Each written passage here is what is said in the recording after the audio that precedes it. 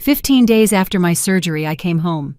My daughter-in-law stood in the doorway and said coldly, "My parents have moved in. You'd better not make them uncomfortable." I just smiled. Enjoy it while you can.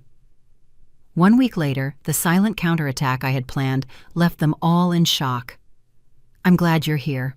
Stick around to the end and tell me what city you're watching my story from. I want to know how far it has reached. I was sitting in the taxi, my back aching and my hands trembling as I clutched my old cloth purse. 15 days in the hospital after a hip replacement surgery had left me drained. During those endless days in that sterile white room, all I dreamed of was going back to my house, the place my husband William and I had built with so much effort. But no one came to pick me up. Not a single call, not a word of comfort from Matthew, my son, or from Jessica, my daughter-in-law. I handled the discharge paperwork myself, packed my things, and called a cab. My heart was heavy, but I kept telling myself, they're probably just busy. I'm sure they're waiting for me at home. "What's the address, ma'am?" the driver asked in a monotone voice. "Number 14 Magnolia Street." I answered, trying to sound calm. "The White House with the green fence." He just nodded. I looked out the window, watching the familiar streets of Phoenix pass by. Every corner, every tree brought back memories. When William and I used to take Matthew to school, or those afternoons sitting under the rose bush in the garden laughing as a family, William was gone now. It was just Matthew and his little family left. I was hoping for at least a hug or even a small smile. The taxi stopped in front of the house.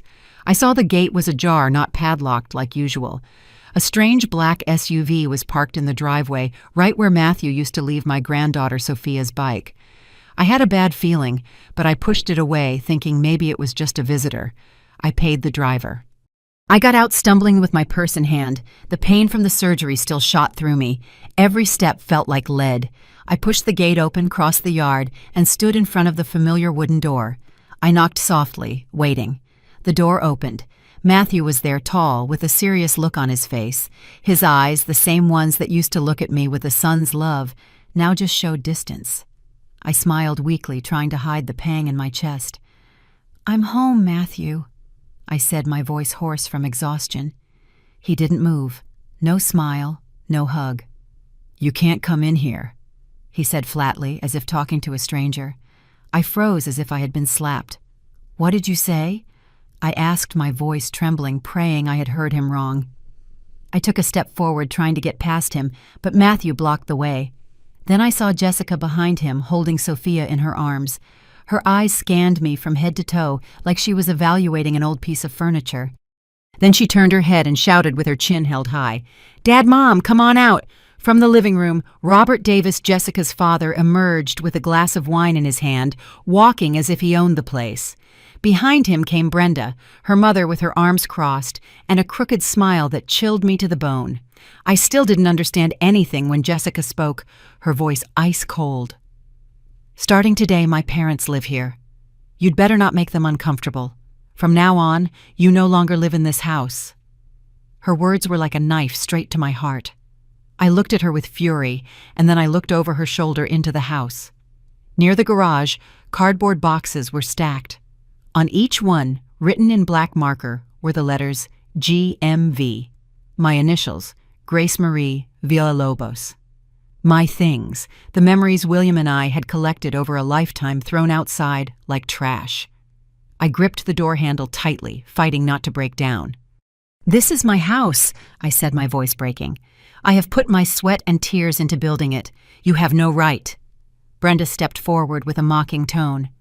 "We've already taken care of everything for you. Your things are outside. Now don't bother us anymore." I looked into her eyes, searching for a shred of humanity, but I only found contempt. Matthew, my son, the boy I had hugged, whose hand I had held on difficult days, was standing there, and he pushed me away from the door, without a word, without a hint of hesitation. Jessica chimed in, her voice cold. "Don't insist. You can't come back here." Sophia, just 3 years old, started crying loudly in her mother's arms. Her cries tore at my soul. I wanted to reach out and hug her to tell her that her grandma was there, that I would never leave her, but Jessica took her inside, slamming the door shut. Matthew looked at me one last time, his eyes empty, and then he turned around. The heavy wooden door closed in my face. The slam echoed as if my entire world had been sealed off. I stood paralyzed on the doorstep, the evening light falling on the boxes piled next to the garage. The sound of the door still reverberated in my head like a hammer shattering what little was left of my heart. Mrs. Peterson, the neighbor who had lived next door for over 20 years, walked by slowly. She stopped, looked at me with pity, as if she wanted to say something, but just shook her head and continued on her way. I wanted to call out to her to ask if she knew anything, but my throat closed up and I couldn't speak. I was just there alone with the boxes containing my entire life tossed out like garbage. I shuffled over to the boxes, fell to my knees, and with trembling hands I opened one. Inside, my clothes were a jumbled mess mixed with family photo frames and small trinkets. A porcelain bowl, a wedding gift from my mother, lay there, its edge chipped. I picked it up, my fingers tracing the crack, and I felt the pain expand in my chest. It wasn't just an object, it was memories. It was the days and nights William and I had shared, building our life. I hugged the bowl to my chest as tears streamed down my face. "Why, Matthew?" I whispered, but only the wind answered. Suddenly, the front door creaked open. I looked up with a glimmer of hope, thinking Matthew had come to his senses, that he would run to hug me, to apologize, to tell me it was all a misunderstanding. But no, he just stood there, his gaze averted, and tossed a stack of papers onto the step. "This is the power of attorney agreement. You signed it yourself," he said in a cold, emotionless voice. "Everything is legal, so don't even think about making a scene." With trembling hands, I picked up the papers, fragile yet as heavy as a stone on my chest. My signature was there, clear, the same one I had written hundreds of times. But looking at them closely, I froze as I remembered signing them in the hospital before the surgery when I could barely sit up. Jessica had given them to me, smiling sweetly, and told me they were insurance forms for the hospital to cover the expenses. "Just sign here, Grace. I'll take care of everything," she had said, her voice as sweet as honey, and I believed her. I signed my name without reading a single line because I thought she was my daughter-in-law, that she was family. The paper stated clearly, power of attorney granting all assets and finances to Matthew Villalobos and Jessica Davis. The house on Magnolia Street, the money I had saved my whole life, everything William and I had built with so much effort, now belonged to them. I looked up and saw Robert at the door, shrugging, as if it was all obvious. "See, it's all legal," he said in an oily, salesman-like tone. "You have nothing to do with this house anymore." Brenda, Jessica's mother, was behind him, shaking her head with an air of pity, but in her eyes, cold and full of contempt, was the truth. She had no compassion for me. She was mocking me, an old, weak woman betrayed by her own son. I tried to stand firm, but my voice trembled when I asked, "And what about my savings? Without money, how am I supposed to live?" I looked directly at Matthew, hoping that at least he would speak, that he would say something to defend his mother. But Matthew just lowered his head, silent like a shadow. Jessica reappeared without Sophia in her arms, walking confidently, like someone who has won a battle. "You're no longer capable of managing finances," she said, her voice as hard as a knife. "That's why we decided to hold on to that money for the good of the family." The good of the family. That word from her mouth was like another slap. Family to me meant dinners together, Sophia's laughter as I pushed her on the swing in the garden. And what did it mean to her to take everything I had? Robert clapped Matthew on the shoulder, signaling him to close the door. I looked at him, pleading for even a sign, a flicker of regret, anything that would remind me of the son I once loved. But he just bowed his head and pushed the door until it closed. The slam echoed, cutting off the last spark of hope inside me. I hugged the cardboard box tightly, feeling the whole world crashing down. My legs gave out. The pain from the surgery shot through me, but nothing compared to the pain in my heart. I had lost the house, the money, and now my only son. I dragged myself to the corner, the cold evening wind drying the tears on my cheeks. I called a taxi, my voice so hoarse the driver had to ask, "What was that, ma'am? Take me to a small hotel, anyone?" I replied, with no strength left to think. As the car pulled away, I turned to look at the house one last time. The green fence, the wooden door, and the rose bushes in the garden all reduced to a memory. The taxi stopped in front of a small hotel in downtown Phoenix. Neon lights flickered above a dim sign that read, Magnolia Royal. I stumbled out, clutching the cardboard box that held the broken pieces of my life, my legs still shaking from the shock of being kicked out by my own son and his wife. The driver looked at me with a bit of curiosity, but I just nodded in thanks and went on my way. I didn't want anyone to see me cry. I didn't want anyone's pity. I had already lost so much, but my pride was the last thing I had left. At the reception, I got the key to my room, a small room on the 3rd floor. The receptionist, a young man with a kind smile, saw me struggling with my hospital bag and the cardboard box and rushed to help. "Let me get that for you, ma'am," he said, his voice full of enthusiasm. I smiled weakly, feeling a small warmth in my chest from this unexpected kindness in the middle of the storm of my life. When the room door closed, I put the box on the floor and sat on the edge of the bed, a wave of exhaustion washing over me. The small room with its beige-painted walls and a faint smell of disinfectant was a reminder that I was now a stranger in my own life. I opened the box, my hands trembling as I took out what was inside. An old photo appeared, taken at my wedding to William over 30 years ago. His radiant smile, his suit a little big in the shoulders, and my eyes shining with hope for a happy future.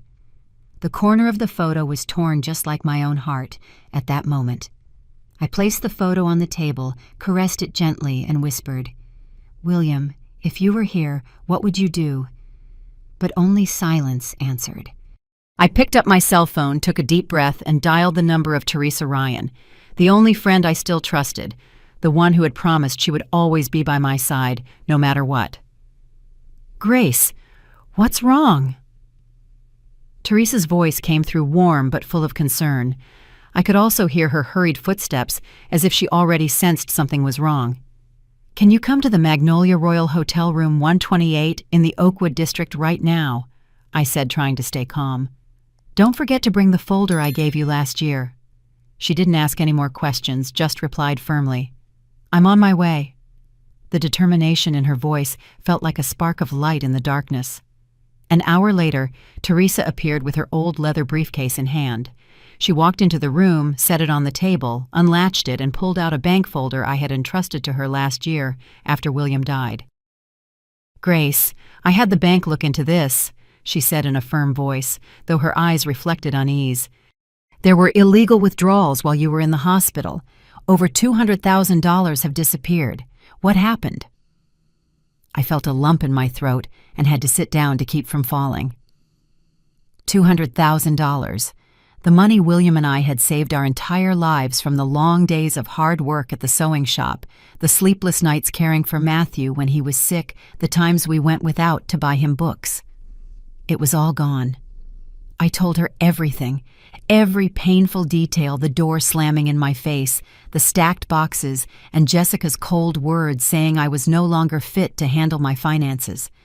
Every word I spoke was like a stab to the heart, but I had to speak. I had to make Teresa understand that I had been betrayed by my own family. Teresa listened without interrupting, but I noticed her hands gripping the edge of the table, her eyes flashing with anger. When I finished, she sat across from me and said with a steady voice, "So they didn't just take the house, they also emptied your accounts. Did Matthew have your bank password?" I nodded, my throat dry. "I asked him to change the password for me periodically, ever since William passed. I thought since he was my son, I could trust him." My voice broke, and the tears started falling again. I had given everything to Matthew because I trusted he would take care of me, just as I had cared for him all those years, and yet he used that trust to steal everything from me. Teresa opened her laptop, typed quickly, and then turned the screen towards me. A list of bank transactions appeared, large sums transferred to a company called Davis Holdings, LLC. "This company is registered under Robert Davis's name," Teresa said, pointing a finger at the screen. "This is no coincidence, Grace.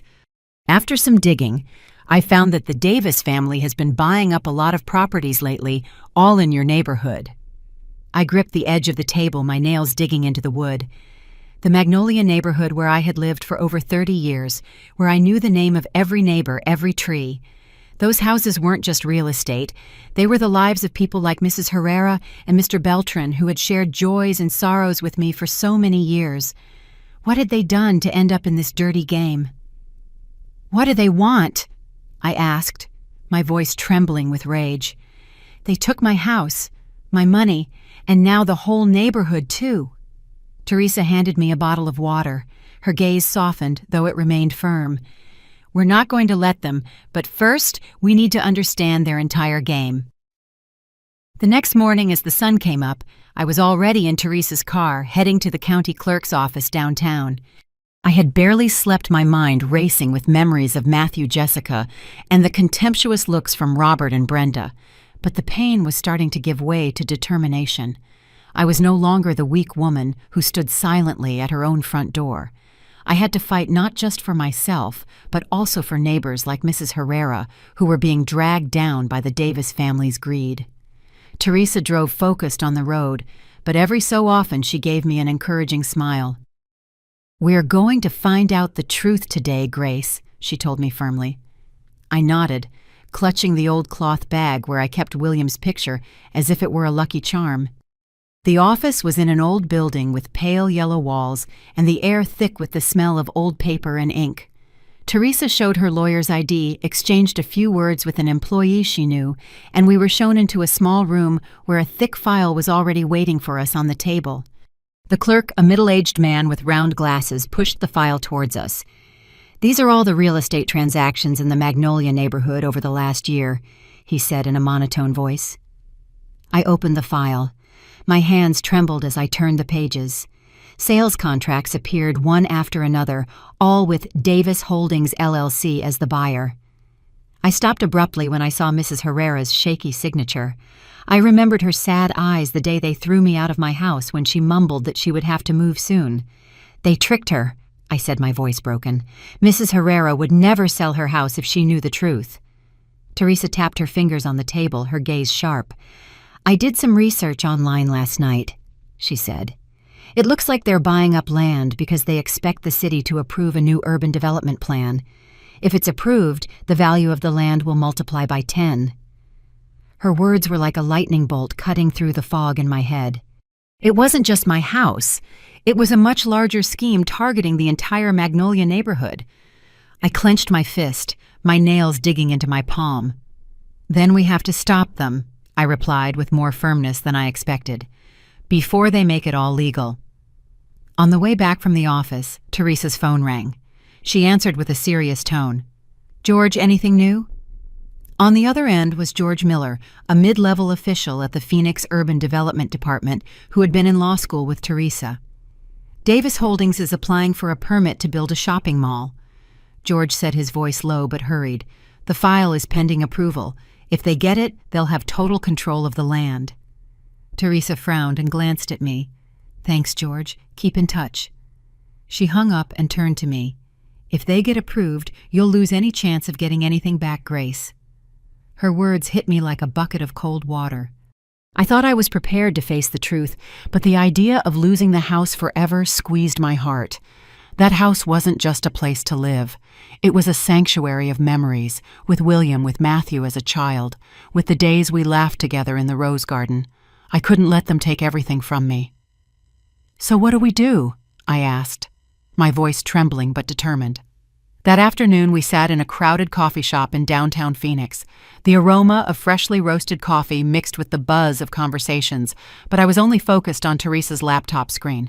She displayed a family tree of the Davis family and pointed to each name. "It seems Jessica is the one pulling the strings," she said. "She has a degree in economics. She worked at a large real estate firm before marrying Matthew. Robert and Brenda are just the front. They're on the paperwork, but Jessica is the one designing the whole plan." I fell silent. Her image burned into my mind. I remembered the moment she stood at my door with Sophia in her arms, kicking me out without hesitation, without a hint of remorse. I also remembered when she came to the hospital. She put a stack of documents in front of me and smiled sweetly. "Just sign here, Grace. It's just an insurance request." At that moment, I was so weak I couldn't read. I trusted her and signed. And now I understood. It was a trap planned long before. She tricked me, I said with a lump in my throat. I treated her like a daughter. Teresa put a hand on my shoulder.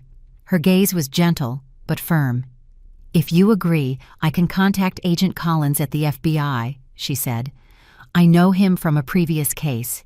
He's reliable, and I suspect their plan goes beyond just taking your house. But you have to be ready, Grace. Being the main witness is not easy. I looked her straight in the eye, feeling a flame ignite in my chest. I want everything back, I replied without hesitation. The house, the assets, and also justice for my neighbors. I'm not going to let them hurt anyone else. Teresa smiled proudly. Then let's get started. That night I returned to the hotel room, which was starting to feel more familiar. I sat at the table, opened an old notebook, and began to write down every detail I remembered about Matthew, Jessica, Robert, and Brenda. I noted every time they talked about money, every strange look from Jessica when she asked about my accounts, every visit from Robert and Brenda with their air of superiority. I remembered one night months ago when Jessica was at the dining room table checking her phone and muttering with Matthew about a great opportunity. At the time, I thought they were talking about business. Today I understood that was when they began to set the trap for me. When I finished writing, I closed the notebook and took William's photo out of my purse. I lit a small candle and placed it next to his portrait. The flickering light illuminated his kind face, as if he were looking at me, giving me comfort. If you can see me, please give me strength. I whispered, tears running down my cheeks. I remembered the words he used to say when he was alive. Grace, you are stronger than you think. Never let anyone break you. I clenched my fist. I took a deep breath. I wasn't going to break. Not today, not ever. The next night, as the faint moonlight streamed through the hotel window, my hands trembled as I held the bracelet Teresa had just given me. It looked like a normal piece of jewelry, but inside it held a tiny microphone so skillfully hidden I had to look closely to even notice it. Teresa stood before me, her expression serious but full of confidence. Grace, this plan is dangerous, she said gravely. You're going to go to the house, see if the Davis family lets anything slip. But don't let them suspect a thing. If you sense any risk, press this button. She pointed to a small dot on the bracelet. The signal will go straight to me and Agent Collins. I nodded, swallowing the lump of fear in my throat. The thought of going back to that house, the place I once called home, now taken over by con artists, made my heart pound. But I had no other choice. I had to find proof. I had to unmask their plan, not just for myself, but for neighbors like Mrs. Herrera, who they were driving to desperation. I put on a loose coat, hid the bracelet under my sleeve, and looked at Teresa. I'm ready, I said, though inside I wasn't sure I had the courage. Around midnight, I hired an old car from a familiar driver on the corner. I asked him to drop me at the end of Magnolia Street, where the dim light from the street lamps barely illuminated anything. My house appeared in the darkness, the living room still lit, and Robert's black SUV parked in front of the gate like a taunt. I took a deep breath, got out of the car feeling like I was entering a battle I didn't know if I could win. Following Agent Collins's instructions, I went down the alley that led to the backyard, the same way Matthew used to sneak in as a teenager when he forgot his keys. Back then, I'd scold him for being careless, but now that same path was my only way to justice. The back kitchen door was ajar, just enough for me to hear voices from inside. I pressed myself against the wall, my heart hammering in my chest, trying to hold my breath. Inside, Robert was sitting at the dining table with a thick stack of documents in front of him. He spoke with a calculating tone. Grace's name will give us access to a $250,000 line of credit. With one more forged signature, the bank won't suspect a thing. Brenda beside him raised her wine glass and nodded with a mocking smile. She's useless now, she said with contempt. A few more signatures and we'll have everything. My blood boiled, but I forced myself to stay calm. I slipped my hand to the bracelet and pressed the record button. A faint click sounded, and I prayed it would capture every word. What they were saying were like daggers to my heart, but they were also the proof I needed. I stood motionless, holding my breath, listening to every sentence. Suddenly, Robert's cell phone rang. He put it on speaker, and Jessica's voice filled the room cold, but with a hint of nervousness. "Dad, Matthew is still hesitating. I told him there's no turning back, but he keeps saying he doesn't want to hurt his mom. I'll handle it." Robert grunted. His hand slammed the table. "He doesn't have a choice, Jessica. Force him. If he betrays us, we'll throw him away, just like we've done with the others." His words froze my blood. Who were the others? How many more people had they destroyed like Mrs. Herrera like me? And Matthew, my son. Were they forcing him, or had he really chosen their side? I wanted to believe he wasn't doing it on purpose, that somewhere inside him a conscience still remained. But the pain inside me didn't allow for much hope. I held my breath. My heart was pounding in my chest, trying to record every word they said. But as I turned to leave, my foot tripped on a small flower pot in the backyard. A crack echoed in the darkness, faint but enough to break the silence. Robert turned sharply. His gaze, as sharp as a knife, slid through the crack in the door. "Who's out there?" he yelled, his voice thick with threat. I panicked. I backed away quickly towards the exit, but my legs, still weak from the surgery, were slower than I wanted. Before I could escape, Robert shot out of the house. His huge hand grabbed my wrist, squeezing so tightly I had to clench my teeth to keep from screaming. "You dared to come back, Grace!" he snarled, his eyes blazing. The smell of alcohol on his breath hit me, making me want to recoil, but he held me tight, giving me no chance to escape. The pain in my wrist was sharp and spreading, as if Robert wanted to crush my bones. He squeezed harder, dragging me into the living room, his eyes burning with menace. "Do you want to die, Grace?" He roared, his voice deep and cutting like a razor. Brenda was behind him, her face pale, the wine glass trembling in her hand, but she didn't intervene. She just watched me like a trapped animal. I gritted my teeth, trying to twist my wrist to press the signal button on the bracelet Teresa had given me. My fingers reached the button, but I didn't know if I had activated it or not. In that moment, all I could do was pray. Pray that Teresa and Agent Collins got the signal before things got worse. Robert raised his hand, ready to strike me. I closed my eyes, bracing for the pain, but just then the sound of a police siren blared in the street, sharp and cutting through the night. Red and blue lights flashed through the window, illuminating Brenda's terrified face. The wine glass slipped from her hands, shattering on the carpet, the red liquid spreading like blood. Robert let go of me, took a step back, his eyes frantically searching for an exit. Before he could react, the door burst open. Agent Collins stormed in, followed by 2 FBI agents, guns drawn, his cold voice echoing. "Don't move! Hands in the air!" I stood there, heart pounding and legs shaking, but no longer from fear. It was relief. They had arrived. The signal had worked. Robert took another step back, raising his hands, though his eyes were still cold, calculating a way out. Brenda shrieked, her voice high-pitched. "What are you doing here? This is our house!" But Collins ignored her. He signaled for an officer to approach and handcuff Robert. The metallic click echoed as the cuffs closed on his wrists, and I felt a huge weight lift from my chest. I pointed to the stack of documents on the dining table. My voice trembled, but it came out clear. "The proof is right there. I have recordings too." An officer approached, carefully collected the documents, and placed them in a security bag. I looked at those papers, remembering the forged signatures the conspiracies hatched in the very house I had built with my own sweat and tears. Each paper was like a stab wound, but now they would become the weapon with which I would reclaim justice. In the midst of the chaos, a figure appeared on the stairs. Matthew, my son, stood there in wrinkled pajamas, his face pale as if he still didn't understand what was happening. He looked at me standing in the living room, and then at his in-laws being led away in handcuffs. His eyes widened in confusion, like a child caught doing something wrong. I stared at him, saying nothing. My heart ached as if it were being torn apart. I wanted to scream, to ask him why he had betrayed me, why he let them kick me out of my own home. But I held back. I stood there with the same coldness he had shown me the day they threw me out. Collins gave the order. "Take them to the car. 2 of you stay and secure the house." 2 officers escorted Robert and Brenda outside, their footsteps mixing with the echo of the sirens. Brenda was still struggling, yelling, "You have no right! We didn't do anything wrong!" But Robert was silent, his gaze lowered, as if he knew his game was over. I stood still, watching them being taken away, feeling like a hurricane had passed, leaving me in a painful calm. Teresa appeared at the front door, walked quickly to me, and put a hand on my shoulder.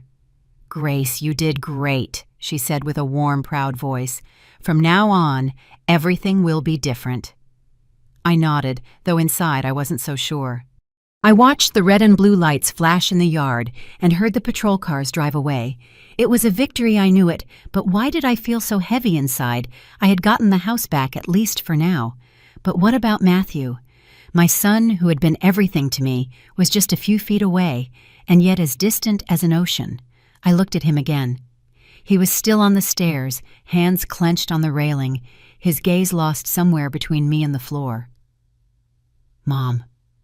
He mumbled, his voice hoarse, but he said nothing more. I wanted to go to him, to hug him like when he was a child, to tell him I loved him despite everything, but I couldn't. The pain of betrayal was too great, like an open wound. I just shook my head and turned away, leaving him there trapped in his own silence. Collins came back and looked at me seriously, though with some compassion. "Mrs. Villalobos, we'll need you to be the main witness," he said. "What you recorded and this file will be key evidence, but I have to warn you, this case might be more complicated than we think." I nodded, my voice firm. "I'm ready. I want them to pay not just for me, but for all the people they hurt." As I left the house, I turned back one last time. The living room where I used to tell Matthew stories, where William would laugh out loud playing cards with his friends, was now just a cold, dark space. I walked through the door. The streetlight illuminated my face, mixing with the tears I couldn't hold back. Teresa took my hand and led me to her car. "You were so brave, Grace," she told me.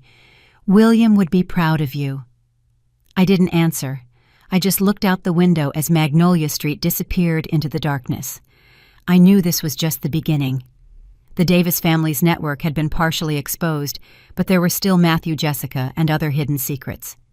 The next morning, faint light filtered through Teresa's car window, but it couldn't chase away the chill inside me. I sat in silence, clutching the old cloth bag with William's photo, the only thing I had left of those happy days. Teresa drove, glancing at me occasionally with a mix of concern and determination. "Today won't be easy, Grace," she said gravely. "But you've come this far. We're going to finish this." I nodded silently, but inside I knew I couldn't turn back, not after everything I'd been through. We arrived at the FBI field office in Phoenix, a gray building with long hallways echoing with footsteps. Agent Collins was waiting for us in a small room with a map of the Magnolia neighborhood spread across the table. He pointed to the red marks identifying each house already transferred to Davis Holdings, LLC. "They didn't just deceive you, Mrs. Villalobos," Collins said, his voice serious and filled with indignation.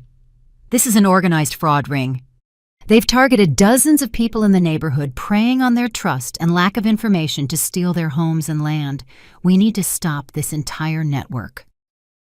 I looked at the map. The red marks looked like bleeding wounds on the neighborhood I had once loved. Each mark was a story of family pushed to desperation.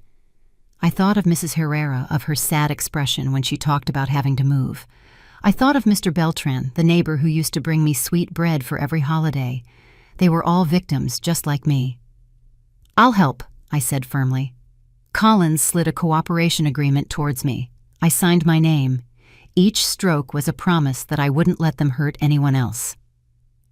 In the afternoon, an FBI convoy approached the Magnolia neighborhood silently. I was in Collins's car, my heart pounding as I saw my house appear in the distance. The green iron gate was still there, but it was no longer the entrance to a home, but to the battlefield I had to face. Collins looked at me and spoke gravely. "You will come with us to identify the property and the people inside. If at any point you don't feel well, just say so."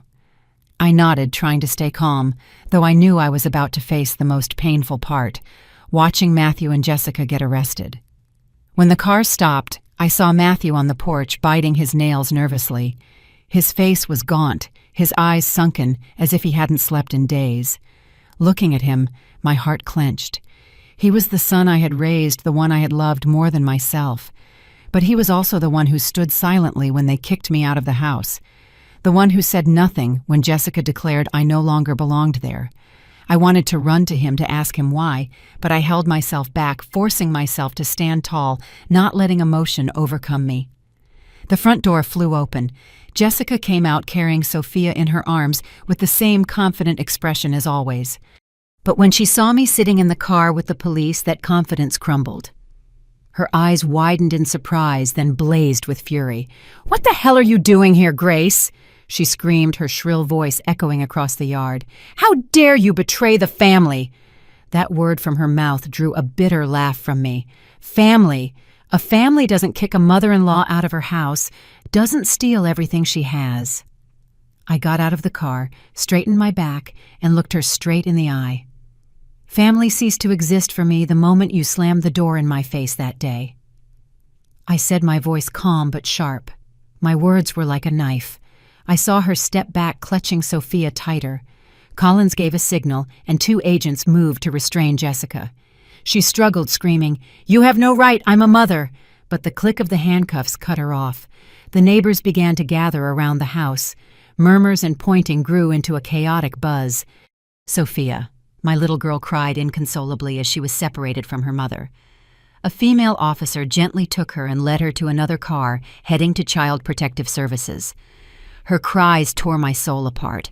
I wanted to run to hug her, to promise I would protect her. But I couldn't. Not in that moment. I stood still, watching her tiny figure disappear behind the car door. Matthew was still there on the porch steps like a stone statue. His gaze was lost, shifting between me and the police. When one of them approached and put handcuffs on him, I saw his shoulders tremble, as if he wanted to say something but couldn't. I felt my heart tear. This was the son I had given birth to, the one I had hugged, for whom I had sacrificed my entire life. And now he was there, handcuffed like a criminal, and I could do nothing to change it. I turned away, not wanting him to see my tears, not wanting him to know that despite everything I still loved him. The crowd of neighbors grew larger. The murmurs grew louder. Mrs. Herrera approached me, her trembling hands taking mine. "Thank you, Grace," she whispered, her eyes full of tears. "You did what we didn't dare to do. You saved the whole neighborhood." I just nodded, unable to speak, a lump in my throat. I looked around and saw familiar faces, Mr. Beltran, Mrs. Elena, the people who had lived beside me for so many years. They all looked at me with a mixture of gratitude and sadness. They knew what I had lost to get to this day. I got into the car with Collins, my heart still pounding as the siren echoed down Magnolia Street. Half an hour later, I was sitting in a cold room at the FBI headquarters in Phoenix. Agent Collins stood in front of the desk and dropped a thick folder. The sharp thud made me jump. "We found this in Robert's safe," he said, his voice grave, but edged with anger. I looked down, opened the folder with trembling hands, and felt my heart stop when I recognized copies of my medical records. Every day I had spent in intensive care. Every prescribed medication. Every doctor's note. It was all there, recorded precisely like a diary of my days battling pain and fragility. "How did they get this?" I asked, my voice breaking, feeling like someone was squeezing my throat. Collins pushed another stack of papers towards me, his gaze stern. "We have evidence that Nurse Sarah Miller, who attended to you during your recovery, received money from Jessica," he said. "She intentionally altered your medication doses, causing a minor infection to keep you hospitalized longer." His words were like an explosion in my head. I felt dizzy. I had to grip the edge of the desk to keep from collapsing. The memories of those days in the hospital came flooding back. The time Sarah would come and give me an injection without looking me in the eye, always in a hurry, as if she wanted to escape. I had thought she was just busy, but she was actually part of the plot. I turned the pages, my heart racing, until I found a life insurance policy. The beneficiary change was dated 6 months ago, and the beneficiary was Matthew Villalobos, my son. My signature was clearly on the document, but the crooked, shaky handwriting wasn't my usual script. "That's not my signature," I whispered, my voice choked. I looked at Collins, hoping he would say it was a mistake, but he just nodded with compassion in his eyes. "We suspect this signature was forged," he said, "and this is no longer just a property matter." Teresa, sitting beside me, slammed her hand on the table, making the papers jump. "This isn't just theft anymore," she said with rage. "This is a murder plot to collect on an insurance policy." Her words were like a knife through my chest. I closed my eyes, trying to breathe, but the image of Matthew came back to my mind, his lost look when they handcuffed him, his gaunt face as if carrying an unbearable weight. Could he have known about this plan? Is it possible that my own son, the son I loved my whole life, was involved in such a heinous conspiracy? Collins nodded, his voice grave but firm. "We will open a new criminal file, and Matthew will also be investigated." I sat motionless, feeling the entire world collapsing beneath me. Matthew, the son who once held my hand crying inconsolably when he was bullied at school, the one who laughed out loud when I baked him a birthday cake, was now being investigated for a plot that could have ended my life. I wanted to scream, to run to him, to ask him why, but I just sat there, my face in my hands as silent tears fell. At that moment, a police officer entered hurriedly, his voice urgent. "We just arrested Sarah Miller at the hospital. She's being interrogated." Collins nodded and looked at me. "Mrs. Villalobos, what you gave us, the recording, the file, has brought us closer to the truth. But I need you to be prepared. This spiral of crimes is deeper than we think." I nodded, though inside I felt like I was sinking into a bottomless pit. Every discovery was a new wound, and I didn't know how many more I could bear.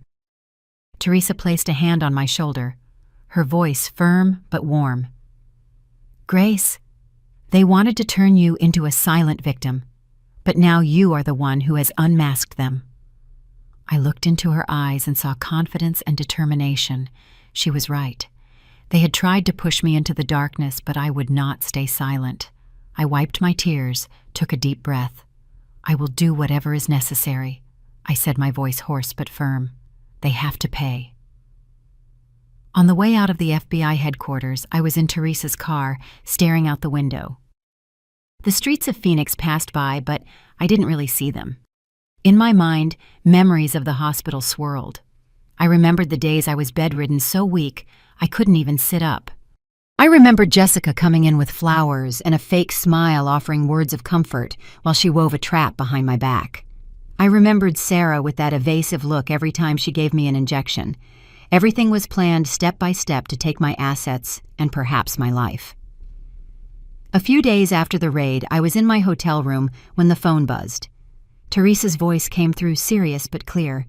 "Grace, Matthew has been placed in pre-trial detention pending investigation. He wants to see you." Her words tightened my chest. See Matthew. The son who watched me get thrown out of my own home, the same one whose name appeared on a forged life insurance policy, the one I no longer knew if I could trust. I fell silent, gripping the phone tightly, and whispered, "I'll go." That morning I found myself in front of the detention center in Phoenix, a gray building with high walls and a barbed wire fence. The cold wind made me shiver, but it wasn't from the weather. I was terrified to face Matthew, to look him in the eye and find the answer to the question that haunted me. "Why did you do this, son?" But I knew I couldn't run away. I needed to hear him out. I needed to know the truth, however painful it might be. The metal door opened with a sharp creak that echoed down the silent hallway. Matthew was sitting at the table, head down, his hands cuffed in his lap. The gray inmate uniform made him look small, fragile, very different from the tall man who had closed the door in my face that day. I sat across from him, separated only by a worn wooden table. The room was silent, except for the ceiling fan turning with a constant hum as if counting the seconds. I looked at him, waiting. Inside, I was a whirlwind of rage, pain, and a tiny spark of hope that somewhere there was still something left of the son I had loved. Matthew looked up, his eyes red, his voice hoarse. "Mom, I messed up. Forgive me, I'm so sorry." His words were like a dagger in my heart. I wanted to scream, to ask him why he could do that to me, but I remained silent, waiting for him to continue. He lowered his head, his hands trembling in the cuffs. "I'm in debt, Mom," he said, his voice breaking. "I failed on a real estate investment, lost all my money, and then Robert found out. They promised to help me out of debt, on the condition that I took their side." I listened, feeling that each word was a piece of the puzzle I had tried to solve on so many sleepless nights. Matthew recounted, his voice trembling, how Jessica and Robert had manipulated him, taking advantage of his desperation to drag him into their plan. "They said you just needed to sign the power of attorney and everything would be fine," he said, his gaze fixed on the table. "I never thought they would hurt you. I wanted to save my family." I stayed quiet, but inside I was boiling with a mix of rage and pain. Family. The family he was talking about was Jessica and Sophia, or was it me, the mother who had given her whole life for him? I wanted to ask, but Matthew continued, his voice breaking. "I never wanted you to die. I knew nothing about the nurse or the life insurance. They told me to leave it in their hands.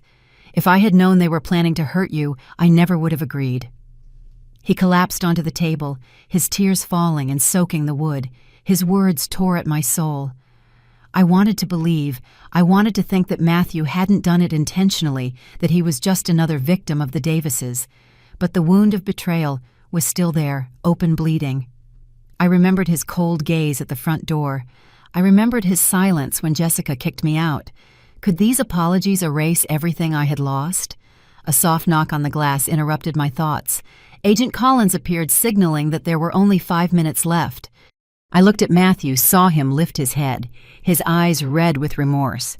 I opened my purse and took out an old, carefully sealed envelope that I had kept since William's death. "Read it," I said, pushing the envelope towards him. "Your father wrote it before he died. He always believed you would do the right thing." Matthew, with trembling hands, opened the envelope and took out a yellowed sheet. I knew every line because I had read it hundreds of times. William had written, "Matthew, my dear son, I know you have a good heart, even if you sometimes lose your way. Life isn't easy, but you will always have your mother who loves you more than anyone, no matter what. Remember that family is the place you return to, the place of forgiveness and love. I trust that you will always choose to do the right thing because you are your mother's son and mine. Be strong and don't let greed or fear cloud your judgment. I will always be with you, even when I'm no longer here." Matthew read, and the tears began to fall on the page, smudging William's words. His voice broke. His shoulders shook as if the letter had awakened something deep inside him. When he looked up, he saw me with eyes full of remorse. "I'm going to confess everything," he said, his voice in pieces. "I'll accept going to prison to pay for my mistakes as long as one day you can forgive me." His words were like a final stab, not to hurt me, but to open a wound that needed to heal. I looked at Matthew and saw in him the shadow of the boy who used to run after me in the garden, who would hug me crying when he fell. But I also saw the man who chose to side with Jessica, who allowed me to be kicked out of the house. I stood up, didn't answer, just nodded slightly. I didn't know if I could ever forgive, but I wanted him to know that I still saw him, my son, even though he had taken the wrong path. Matthew watched me as the police led him away, his eyes full of regret. The metal door closed, and the creak sounded like a final end to our meeting. A month after facing Matthew at the detention center, I sat in the courtroom in Phoenix, my hands gripping the edge of the wooden bench, my gaze fixed on the judge reading the sentence. The light coming through the window highlighted the dust particles floating in the air, as if the entire room was holding its breath. "Jessica Davis," the judge's voice boomed firm and solemn, 20 years in prison for fraud, conspiracy to commit property theft, and attempted murder. I closed my eyes as if a huge stone had been lifted from my chest. Then he continued with Robert Davis, 18 years for directing the fraud ring, Brenda Davis, 15 years for complicity, and finally Sarah Miller, the nurse who tried to deliberately infect me, 8 years for illegal medical practices. When they named Matthew, my heart sank. "Matthew Villalobos," the judge said, 3 to 5 years in prison with a reduced sentence for cooperating as a witness against the Davis family. I bowed my head. Tears fell silently. My son, the son I loved my whole life, now had to pay for his mistakes. But inside me, there was a sense of relief. He had decided to tell the truth. He had chosen to side with justice, even if it was late. When the trial ended, I stood up and left the courtroom feeling that a painful chapter of my life had closed, although the wound remained. Weeks later, after the police had concluded their investigations, I returned to the house on Magnolia Street. The old wooden door had been painted a warm brown, just how William liked it. I pushed the door open and entered the scent of roses from the garden wafting in soft as a greeting. The house was the same, but it was no longer the home it used to be. The walls that had held Matthew's childhood laughter the nights William read the newspaper at the table were now just memories. I stood in the living room, took a deep breath, holding back tears. This was my house. I had gotten it back, but the price had been too high. Teresa arrived one morning with a box of nails and a hammer. "We need to hang the family photos back up, Grace," she said, smiling. I nodded, and together we opened the cardboard box I had brought from the hotel. A photo of Matthew at 5, hugging me tightly in the park with a radiant smile. Another from my wedding day with William, his eyes looking at me with tenderness. We hung each photo on the wall, and with each nail I felt like I was rebuilding a piece of myself. One afternoon I heard a knock at the door. Outside were Mrs. Herrera and the Beltran family with a tray of homemade cinnamon rolls. "Grace, we are so grateful to you," Mrs. Herrera said, her eyes full of tears. "If it weren't for you, this neighborhood would have been lost." Mr. Beltran nodded, took his wife's hand, and added in a deep voice, "You gave us hope back, Grace. You are our hero." I smiled, feeling a warmth in my chest as if the winter sun had touched me. "I only did what was right," I replied, inviting them in. We sat around the table and shared neighborhood stories like in the old days. A few days later, Elena Gibson, a new neighbor, knocked on the door. "Mrs. Grace, I'm organizing a reading at the university this weekend," she said enthusiastically. "Would you like to come? I think you'll enjoy it." I hesitated for a moment, but Elena's sincere look made me nod. "All right, I'll go." It was the first time I had stepped out of my own confinement, participating in community activities, talking with strangers who nevertheless made me feel alive again. I started getting more involved, from neighborhood meetings to volunteering, as if each step was a way to heal my internal wounds. One day while I was with Teresa at our usual coffee shop, I told her about the idea of creating a legal support fund for elderly victims of financial abuse. "I want to call it the William Villalobos Foundation," I said, my voice trembling, "to honor his memory and so that people like me, like Mrs. Herrera, don't have to fight alone." Teresa took my hand, her eyes shining. "That's a wonderful idea, Grace. I'll help you make it a reality." Months later, the fund was inaugurated in a small ceremony at the community center. I stood in front of the microphone, looking at the familiar faces from the Magnolia neighborhood, and also at new people who had come to support. "No one should have to fight alone," I said, my voice choked but firm. "Justice is not just for me, but for all those who were once stripped of their voice. I lost many things, but I found myself, and I want to help others do the same." Applause filled the room, and I saw Mrs. Herrera wiping away tears, Elena smiling, and Teresa nodding proudly. That night, I sat in the backyard candlelight, flickering next to William's portrait. The soft scent of roses reminded me of the happy days we had shared. I ran my fingers over the photo and whispered, "Thank you for giving me the strength to keep the house and to find myself." Tears streamed down my face, but this time they were not just of pain. They were of liberation, of hope, of knowing that I had done the right thing, that I had survived the storm and become stronger. In that moment, I knew he was smiling at me from somewhere. The story we tell is fictional, but it is based on some real events. The names and places have been changed to protect the identity of those involved. We don't tell this to judge, but in the hope that someone will listen and stop to think. How many mothers are suffering in silence inside their own home? I'm truly curious. If it were you in my place, what would you do? Would you choose to stay silent to keep the peace, or would you dare to face it all to get your voice back? I want to know what you think, because every story is a candle that can light someone else's path. God always blesses, and I firmly believe that courage leads us to better days. In the meantime, on the end screen, I'm leaving you two of the channel's most beloved stories. I'm sure they will surprise you. Thank you for staying with me until the end.